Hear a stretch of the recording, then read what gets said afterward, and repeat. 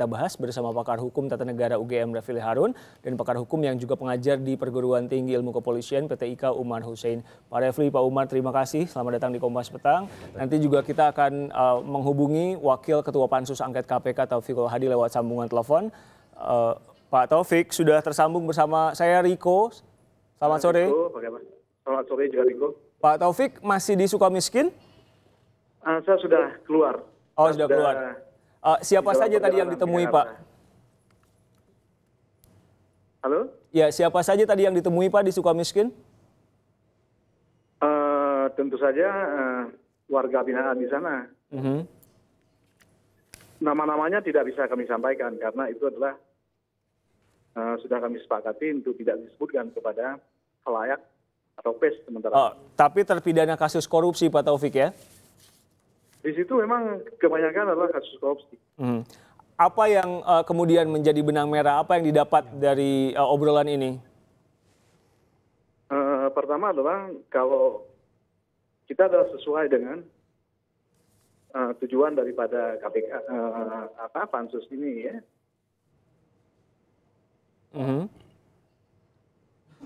Harapannya apa, Pak? Oke, Pak Taufikul Hadi masih akan kita telepon lagi nanti, tapi kita ke Pak Umar. Pak Umar, apa yang Anda baca dari langkah panitia angket KPK ini?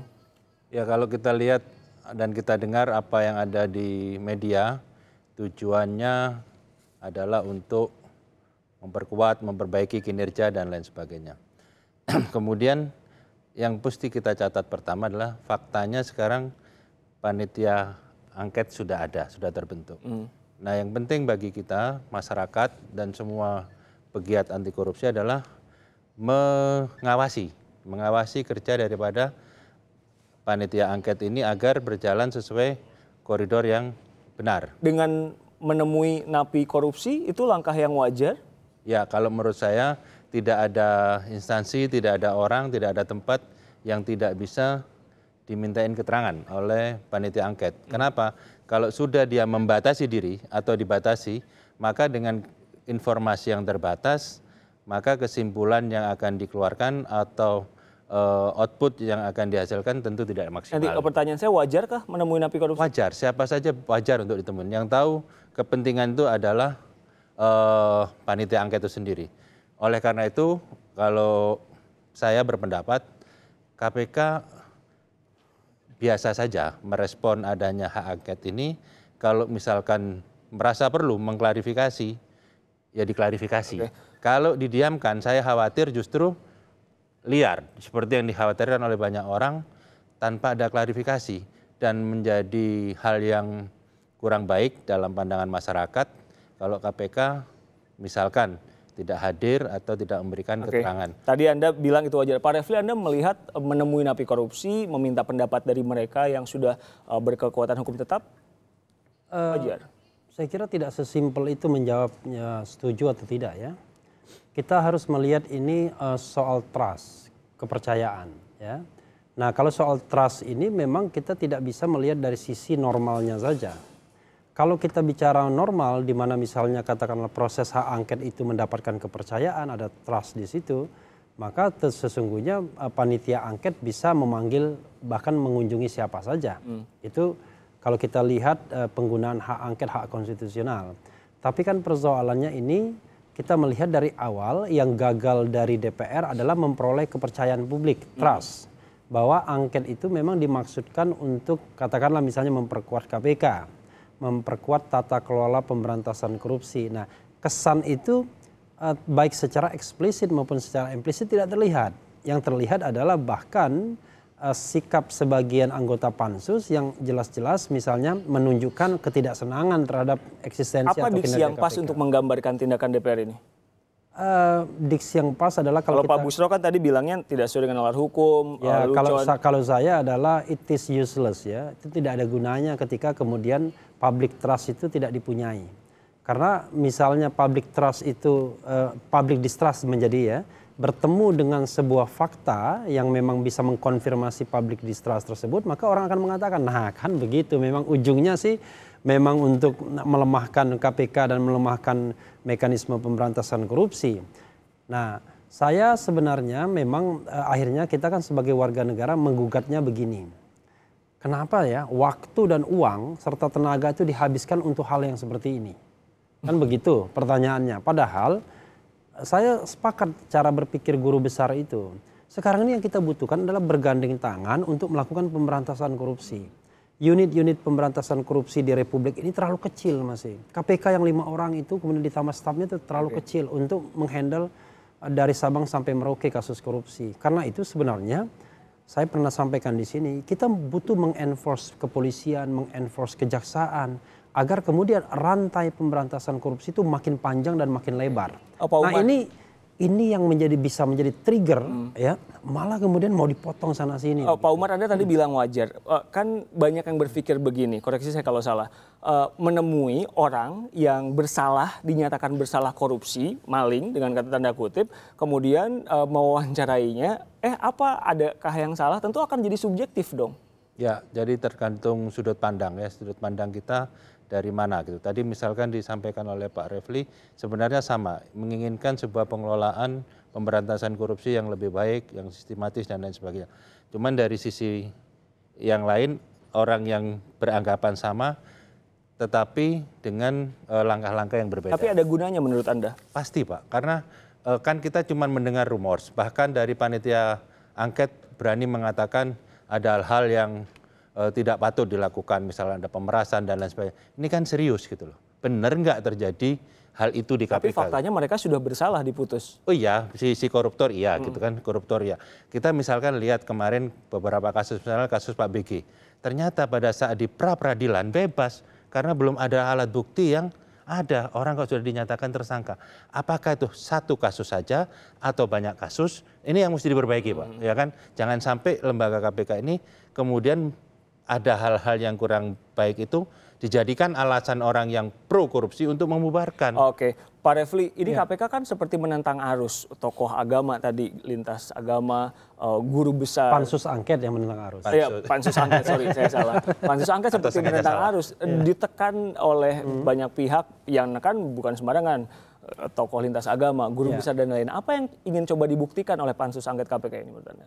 Tergantung kita ya. Katakanlah saya ingin melihatnya dalam perspektif yang suuzon ya, dalam perspektif yang curiga. Ya. Anggota DPR, elit-elit politik di DPR itu memang tidak akan pernah happy dengan keberadaan KPK. Karena hanya KPK yang bisa menembus mereka, relung kekuasaan itu. Polisi dan jaksa sukar itu karena memang secara struktural mereka di bawah kekuasaan eksekutif dan tentu kita tahu bahwa relationship eksekutif legislatif kadang-kadang membatasi ya untuk kemudian mau melakukan pemberantasan korupsi di pusat-pusat kekuasaan termasuk di pusat kekuasaan DPR. Nah karena itu ya tidak pernah happy. Kita lihat bahwa yang ditemui itu memang dalam tanda kutip ya korban-korban KPK semua. Orang-orang yang barangkali selama ini untouchable, tidak tersentuh ya karena kekuasaan politik, tapi tiba-tiba dengan KPK mereka bisa disentuh dan kemudian mereka sekarang menjadi pesakitan. Nah bukan tidak mungkin, mungkin juga ada anggota-anggota pansus juga khawatir, jangan-jangan mereka besok yang jadi tersangka kan begitu. Nah selama ini kerja KPK kan cukup profesional, dalam pengertian profesional adalah ketika yang bersangkutan menyatakan seseorang sebagai tersangka, bisa dipastikan orang tersebut memang akhirnya dihukum. Yang tidak itu kan karena proses pra-peradilan dan itu fenomenanya dalam kasus BG itu another story yang kita bisa panjang lebar mengungkapkannya. Tetapi intinya adalah lembaga ini memang lembaga yang ditakuti, khawatir. Pak Umar setuju dengan itu? Lembaga yang dikhawatirkan. Ya artinya yang mananya nih Pak? Yang DPR tidak akan pernah happy dengan itu kan KPK. boleh, kan sudah diawali dengan perspektif sudon tadi kan. Ya, kita nggak bisa komentarin gitu kan. Tapi saya yakin ya semua orang. Kalau Anda melihatnya gimana? Kalau saya melihat ya kita nggak bisa ya menilai yang di balik itu ya. Kita yang ada di permukaan aja ya. Bahwa ada hal-hal yang ingin diklarifikasi kepada KPK. Yang ini harus dijawab menurut saya gitu loh. Contoh misalkan, saya belum pernah itu dengar ada audit penyadapan gitu kan. Siapa yang disadap, kenapa disadap dan lain sebagainya. Masa penyadapan cuma diatur oleh SOP Pak? Kan bisa liar gitu loh. Saya pernah baca sebuah artikel Anda mengatakan KPK tebang pilih kasus. Itu subjektif juga, kita kan nggak tahu gitu ya. Kita nggak tahu, kita cuma tahu misalkan di ranah migas yang menurut para pengamat kenapa nggak pernah disentuh. Padahal di sini triliunan. Kita ingat dulu ada statement dari Pak Buas waktu dia Kabarisskrim. Ada kasus triliunan di sektor migas. Tapi sampai Pak Buas pindah jadi BNN, baik KPK maupun polisi nggak ada yang sentuh kan wilayah itu kan. Apakah benar apa tidak kita nggak tahu. Kita ini Yang ingin Anda sampaikan adalah? bahwa artinya banyak isu tebang pilih itu yang bisa mengatakan seperti itu adalah yang tahu Pak. Yang tahu bahwa ada satu titik, ada satu kekuatan, ada satu wilayah yang di sana ada korupsi tapi nggak pernah disentuh gitu ya. Tapi saya nggak tahu punya data soal itu kan. Yang paling penting lagi yang kedua adalah tujuan, tidak mungkin kita menafikan prestasi KPK gitu kan. Banyak prestasi yang dilakukan mulai dari terutama masalah OTT ya. Yang kurang mungkin adalah dari sisi pencegahan, Pak. Kalau Anda mendudukan ini sama dengan Pak Umar tentang tadi tidak ada audit dan lain-lain. Iya, begini, kalau kita melihat sebuah organisasi ya, dan kemudian kiprah organisasi tersebut dikaitkan dengan ketaatan terhadap peraturan perundang-undangan, saya bisa pastikan bahwa tidak ada organisasi yang kemudian sempurna, ya, yang segalanya mulus. Cuma kita bicara matter of priority. Kita mau prioritasnya kemana? Nah, menurut saya, perspektif saya adalah prioritas kita adalah memperbanyak agen-agen pemberantasan korupsi. Bukan yang satu agen ini ya, kemudian ingin diperlemah rantainya. Nah, ini kan bagaimana cara kita memandang persoalan bangsa ini dan bagaimana kemudian come up dengan penyelesaian. Nah, menurut saya penyelesaian yang dibuat oleh DPR bukan penyelesaian yang proper kalau kita kaitkan dengan masa depan pemberantasan korupsi. Tapi akankah menyelesaikan masalah?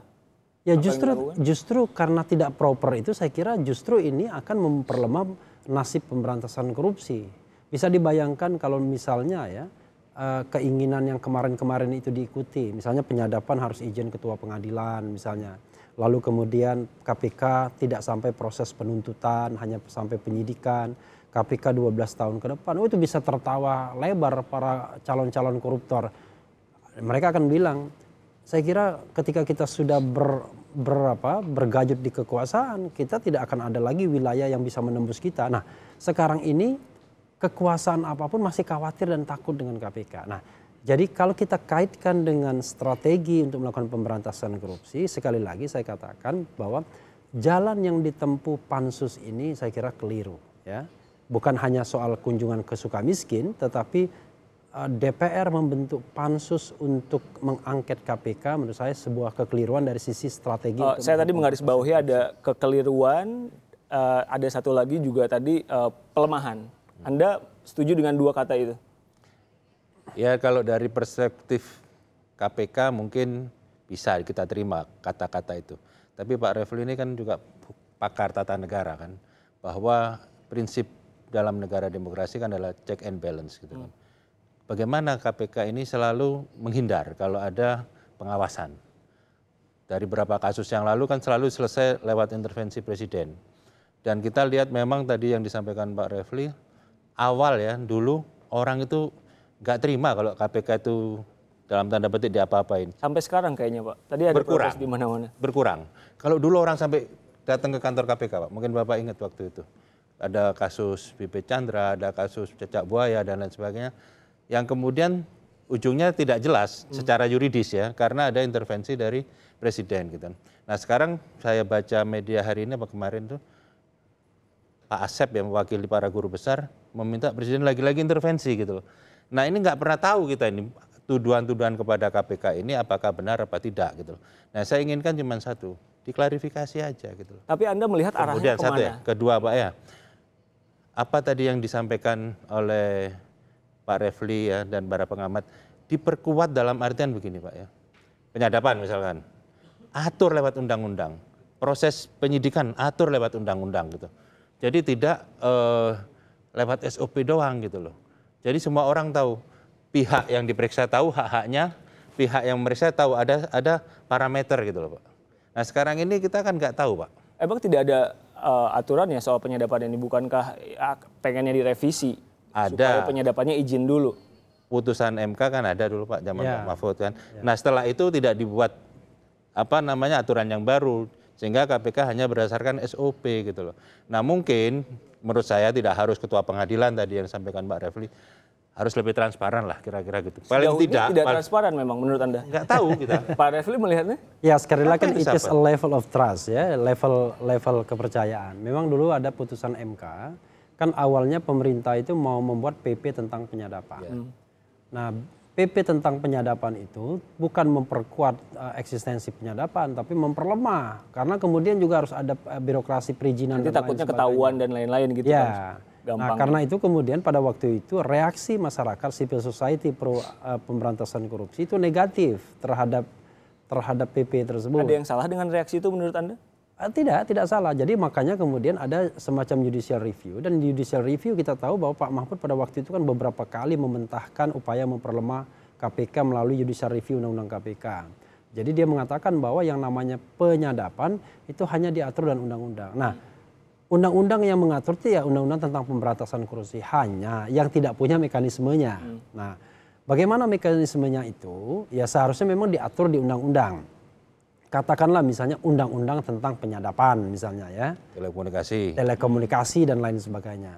Persoalannya adalah lagi-lagi a level of trust. Ya. Ketika kemudian konsepnya dibuat, yang terjadi bukan penguatan atau membuat itu lebih transparan, tetapi membuat itu lebih telanjang. Pengertiannya adalah ketika penyadapan yang ingin dilakukan, izin dulu ke pengadilan, ya keburu kelamaan dan bocor kemana-mana. Tapi Pak Umar, menurut Anda ini ujungnya akan kemana? Pelemahan atau penguatan?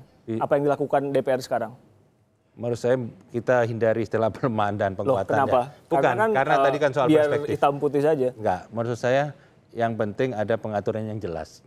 Pengaturan yang jelas itu kalau dari perspektif orang KPK mungkin pelemahan gitu ya. Tapi dari prinsip check and balance itu adalah penguatan gitu loh.